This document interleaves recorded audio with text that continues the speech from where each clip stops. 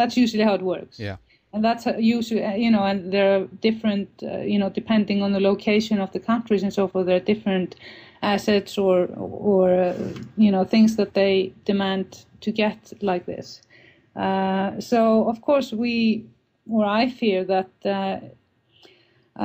if we don't stand up now and stop this insanity that is happening right now, because like with the iSafe settlement, it means that each and every Icelander has to pay like 20,000 euros with less services, with basically chopping down our welfare system. And then once we're desperate enough, then we're willing to sell these assets or the national wealth that we have when it comes to the environment and our energy, and of course the fish. Yes. And I think both the European Union and many other countries look very much to these things that we have. Of course, we have the location, and the location is extremely important. Again, it used to be important during the Cold War because we were right there in between Europe and the United States, so they had American base here for a long time. And then now, because the Northway has opened, so ships can start to sail directly from Asia to America or Europe on a much shorter route than now currently. Then they probably look at Iceland as a very good place to get oil for their fleets. So it's a Mittels. They can do a stop pretty much in Iceland before they continue their journey. Which is, can be pretty dangerous with all this oil floating around in the. So it's not. How big is like the how should I put this? Because I know that the European Union has been looking to structure their fishing industry, meaning that different countries around the Mediterranean now, when they are basically overfishing, as it's called, they are looking for new waters, and I've heard that the waters around the UK is going to be utilized by other countries, and I'm thinking now then that they want to utilize the sea around Iceland as well for this purpose. But right now, do you have sovereign access to a lot of ocean up there? Do you know anything about that, Birgitta? Yeah. We do have a lot of access to ocean and fish, and of course that is one of the things that makes Iceland interesting to join the EU. Yes. And among the no movement, to join the EU, people are very concerned, and we actually got there came a couple of guys that had been very much involved in trying to protect the British fish from being completely consumed by the EU regulations. They came and met with a few MPs in Iceland, and they just warned us very strongly to be careful. Yeah. And I think it's interesting. A lot of countries, when they join the EU, they're in a really bad shape, like Sweden. Yes. And other countries. So you're not in a very good position to negotiate a good deal when you have, when you're desperate. So I think, of course, we should look into joining the EU if that's what the nation wants. However, this is not the time to do it. We have to focus on just resurrecting things in Iceland before we try to play ball on the international arena.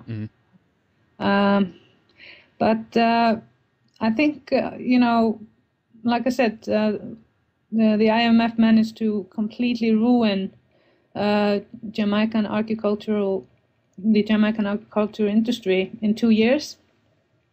So things can happen really quite quickly here, for example, and in other countries. I mean, there are other countries struggling and in a very similar situation as we are in.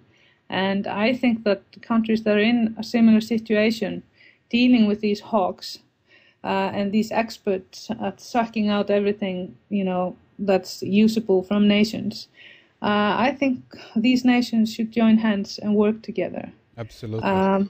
And form an alliance. And I spoke with, I don't know if you're familiar with John Perkins. Oh, absolutely. Of course. I was just actually going to bring that up as well, because this is the same strategy pretty much that he's discussing in his work and his research.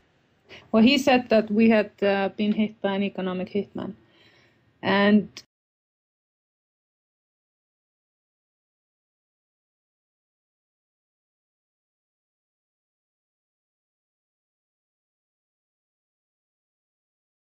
I think that I have identified at least one of them.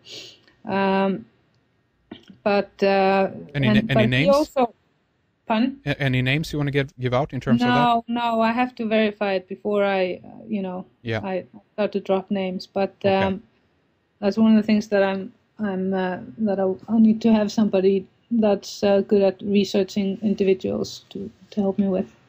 However, he said I was fortunate enough to meet him when he came to Iceland.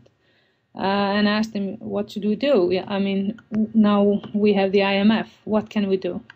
And he said, he actually talked about this, that we should form an alliance with countries like, in South America and Africa and Asia that are in a similar situation. And now we're also having quite a few countries in Europe in a very bad situation.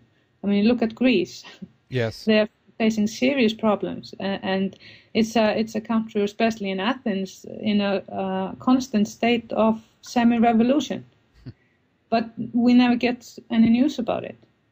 But if you go down into Athens, the situation is really bad, and also with the way they're dealing with immigration and so forth. I mean, they just dump immigrants there to process them straight back, or not immigrants, refugees, political refugees. They just dump them straight back from where they were trying to flee. So, and that's another sort of frightening aspect of the European Union. There was a document leaked out about the vision of, I don't remember the name of the particular committee that wrote this vision. It's sort of the think tank of the European joint vision for the next until 2020. Mm-hmm. And the idea behind the EU now is just to basically lock itself off and just become like almost like an island where nobody can get in. And not only in regard of people, but also in regard of trade and so forth. So I think that is a very sad sort of vision. And possibly then they want to have as many countries that is part of the European continent to join before they do this process. Did the document explain anything further of what the benefits of this might be? Is it are they trying to boost the economy, or just not to trade with other? Yeah, well, the interesting thing was also I haven't read the document. I was just watching a lecture that WikiLeaks did in Berlin in the end of last year, and there they discussed it. You can find the lecture on YouTube. And unfortunately, I can't direct you to the WikiLeaks sites because it's currently in a fundraising, so they have closed it down. Right, and it isn't that video that they have by default coming up on WikiLeaks page now that you're referring to. Is it that one? Yeah, it is it's somewhere like it's 4 or 5 segments. Yes. It's in one of the segments. I don't remember which one. But it is definitely worth looking at. And then once the site is up, I encourage everybody to read it, this document they're referring to.